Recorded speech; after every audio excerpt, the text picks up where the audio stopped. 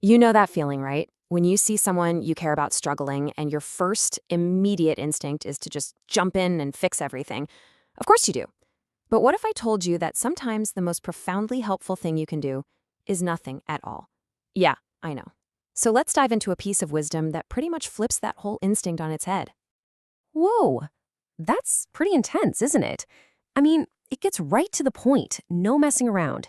It's basically saying that all our good intentions, our little rescue missions, they can have serious consequences. And not just for the person we're trying to help, but for us, too.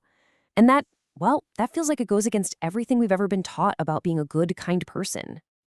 And that's the first thing that pops into your head, isn't it? Like, wait a minute, helping is always the right thing to do. It feels wrong, even a little selfish, to think about not helping. But here's the key. This idea isn't about being cold or just looking out for yourself. It's about getting to a much deeper level of understanding. The mechanics of how people actually grow, what struggle is for, and what it really means to support someone. All right, so let's get into it. Let's peel back the layers of this thing. What's the real guidance hiding inside what, on the surface, just sounds like a really harsh warning? We've got to unpack this piece by piece to really see what it's saying. Okay, first things first, and this is super important. This is not a free pass to just abandon your friends when they're having a tough time. Not at all. Think of it more like an invitation to change your role in the whole situation. See, most of us, our default setting is fixer. Someone has a problem, we jump in with solutions. This wisdom is about shifting from being the fixer to being a wise supporter. And a wise supporter is someone who gets that ultimately we all have our own path to walk. We've all got our own lessons to learn. And to really wrap our heads around that shift, we have to start at the very beginning, at the foundation of this idea.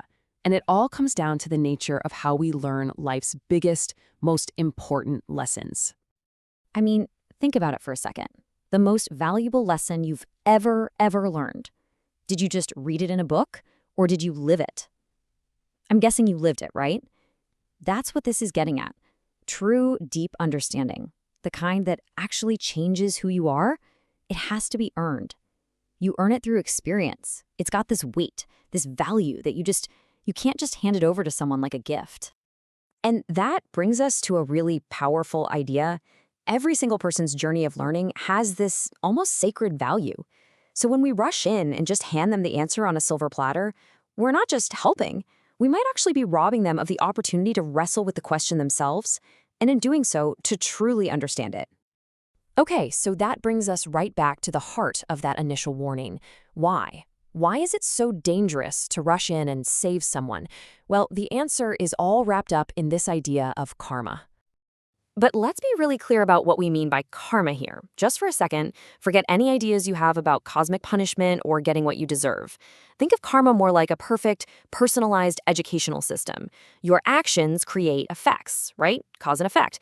And built into those effects is the exact lesson you need to learn at that moment. It's like the universe's way of teaching us directly through our own experiences. So this really presents us with two totally different ways to respond. On one hand, you've got hasty intervention. That's like you walking into your friend's classroom and taking their final exam for them. I mean, sure, they might get a passing grade on that one test, but did they actually learn the material? Nope. You've just disrupted their entire curriculum, and now you're carrying a burden that was never yours to begin with. Wise support, on the other hand, is the complete opposite. It honors their process. It trusts them to figure it out. And that right there, that's what it means to bear their karma. You've literally absorbed the consequences of their actions. It's just like taking that final exam for them. It is exhausting for you, and what's worse, they get to graduate without actually knowing the subject. And you know what that means? They're just going to be set up to repeat the exact same mistakes over and over because you stepped in and prevented them from learning the lesson the first time around.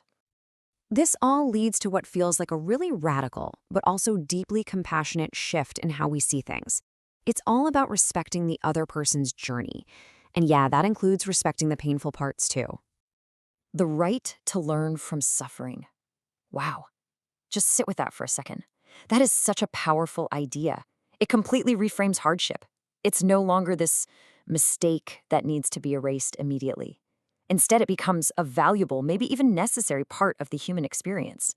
It's like a classroom for your soul. And you know it's true, right? Think back, the times in your own life when you grew the most. I'll bet they were also the hardest times. The resilience, the strength we build when we overcome our own challenges, that stuff is priceless. So when we rush in to solve someone else's problem, we could be denying them that very experience that's meant to make them stronger.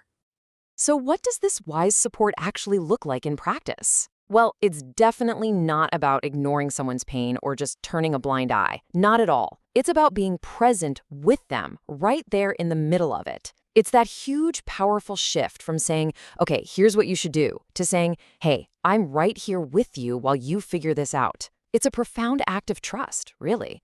Trust in their own inner strength to find their way. And just in case you're thinking, okay, I get it, but surely there are exceptions to the rule, right?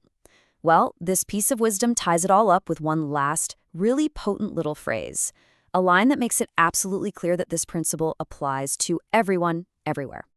Yeah, just let that one sink in for a moment, even if your practice is very high. That's the kicker, isn't it? It's saying this is a universal principle. It doesn't matter how experienced you are, how wise you think you are, this rule still applies. So this isn't some lesson just for beginners on a spiritual path. No, this is a warning shot for the masters, for the therapists, for parents, for leaders, for literally anyone who thinks, I know better, I can just fix this. That temptation to jump in and fix things is so deeply, deeply human. And this wisdom is the ultimate reminder that the highest, most profound form of support we can offer is to simply respect another person's path. So I'm going to leave you with this to chew on. The next time you feel that powerful instinct to rush in and save someone, just for 1 second, take a breath and ask yourself this question. Am I doing this to serve their long-term growth and respect their right to learn? Or am I just doing this to make myself feel better, to soothe my own discomfort with watching them struggle? The answer, I think, might just change everything.